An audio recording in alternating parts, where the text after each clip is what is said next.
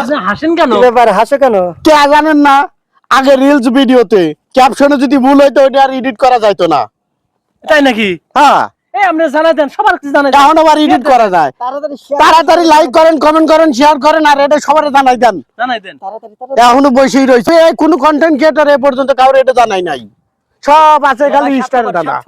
আর একটা কথা কি, ওই যে যারা স্টার সেন্ডার আছে না, ওরা হচ্ছে 2 ডিগ্রি স্টার দেয়। 2 ডিগ্রি স্টার দেয়া কয় কি, তোমার হচ্ছে প্রোফাইলে পেজে এটা শেয়ার করে দাও, শেয়ার করে দিয়ে আমাকে কমেন্ট করো। এটা আমরা করি কি, বুকার মতো ওইটা লাগে শেয়ার করে দিয়ে 2 ঘন্টা কমেন্ট করি। আর 2 ঘন্টা কমেন্ট করলে আমাকে যে এমবি ফুরিয়ে যায়। এমবির দাম কত? আর যে মরার কারেন্টের কথা কব না, খাম্বা টাম্বা আসাও নাকি নাই। যাই হোক, এই যে কারেন্ট তো থাকেই না, আবার কারেন্টের যে মালিক সে ধরা পড়ছে ফাটা ভাঙি। আরে মমতা আবার কথাই বলছি, বোঝে না। এই যে ঘটনা হচ্ছে, ক্লিয়ার করে দিলাম আজকে। এই ক্লিয়ার কথা এটা মনে করেন যে মনে রাখবেন, কারো ভিডিও শেয়ার করার দরকার নাই দূরে স্টারের লিগা।